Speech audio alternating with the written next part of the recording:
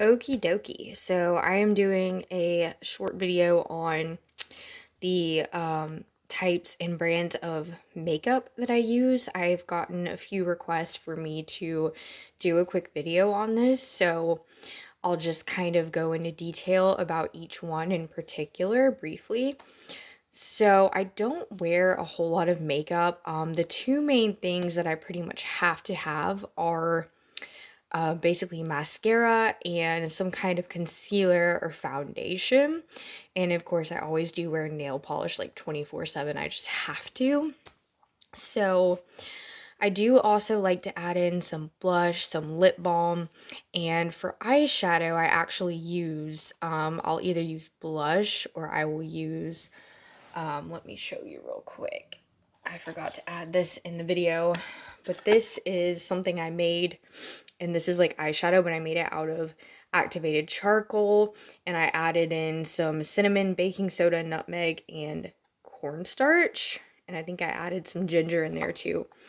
But within reason, you can actually make some of your own like eyeshadow and blush, particularly out of your own constituents. I have made actually like face powder, like just loose powder, translucent as well. So some of this stuff you can actually formulate and make yourself, but the products that we use on a daily basis, and especially when it comes to our makeup, if you're using stuff that's full of all kinds of different chemicals, it can age you faster and it can contribute to to the decline of your overall health as well. So these are just what I use. I'm not perfect. Obviously, it's really hard to get every product 100% clean of everything. So I just do the best that I can personally, and these are the products that I use. So for you individually, you might be more strict, you might be more lax, but I'm just showing you what I do on my own. So I've already showed you what I use for my eyeshadow, and this makes for a really nice smoky eye, but you do want to blend it. And to me, I think this stuff works great. So this is just my personal opinion. And you do want to throw this out. You don't want to use it for too long. So there's that.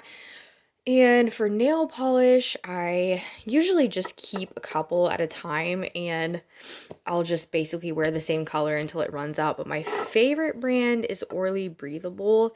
It has the least amount of bad ingredients, and it's very, they have tons of colors to choose from. It's long wearing. It's the best nail polish I feel I have ever tried personally, and it's got the least chemicals. So these are about, I'd say $7 or $8 a piece, and they probably last for, I'd say somewhere around a month, give or take. Usually I get a good month out of one bottle of this stuff. So I just have like some glittery red and some purple there. And another brand I really like is this one right here, and it's called Karma Hues. And this is even more pure than the Orly Breathable. This is super pure stuff. However, I will say it does not last that long, and it also is more expensive. It's more like $12, $14 a bottle, and it also does not last as long. It chips more easily. So if I had to choose between the two, I would choose Orly Breathable. These are the two brands I prefer. I normally do not use any other brand, but there are some other brands out there that I would also recommend as well, and I would probably say Piggy Paint might be one of them. But yeah, so I use this face roller kind of before I put my makeup on. I have a few different types of rollers like this that I use for skincare, but this basically just helps increase circulation. It rubs out any bags under your eyes, it gets rid of excess fluid. It's kind of like a massager, but there are all kinds of different ones you can get. This one is super old, but I recommend doing that before you put your makeup on. So for the foundation I prefer right now, I'm using this brand right here, Foera. I found this on Facebook advertised, and this bottle is almost empty, but this is a brand new one.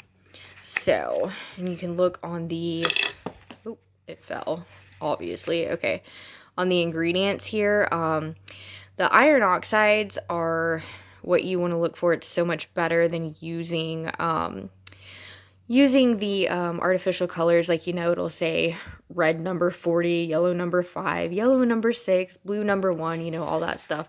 You do not want that in your skincare products. You also don't want amodimethicone is a popular ingredient that's really bad for you. They put that in a lot of conditioners for your hair. That's an ingredient that's very bad for your immune system, and it's carcinogenic, in my opinion. So I don't recommend that. And then there's also another ingredient called triethylamine. I think that's how you pronounce it, TEA for short. And it is basically the same. It's bad for your immunity. It can also be toxic for your lungs. And it's minimally carcinogenic. So mascara, I use this stuff. Organic Wear, this is probably my favorite brand. And this stuff's only like $5 or $6. And it lasts for probably about a month, I'd say.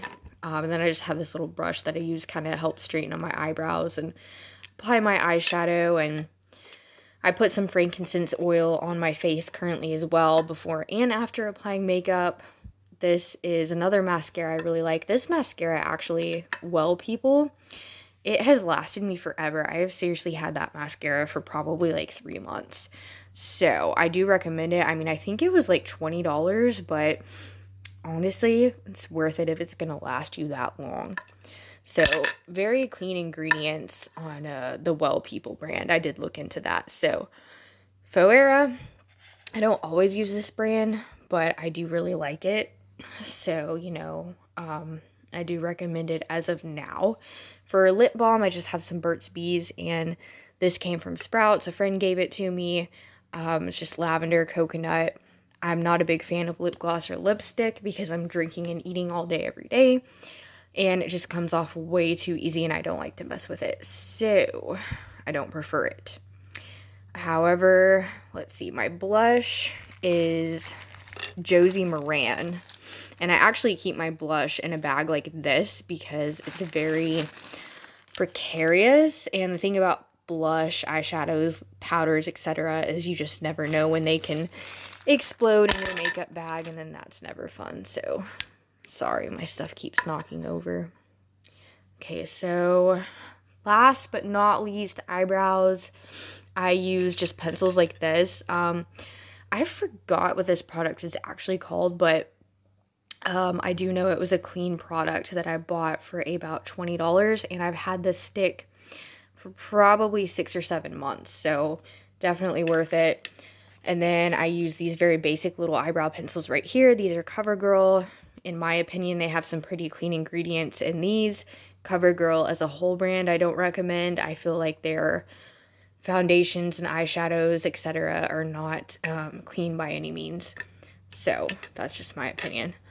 I don't use Maybelline or Revlon or your typical drugstore makeup. I do like Physicians Formula. That's what this is right here, Physicians Formula, which you can get at most drugstores. So there are quite a few products you can buy without, going out and spending a ton of money.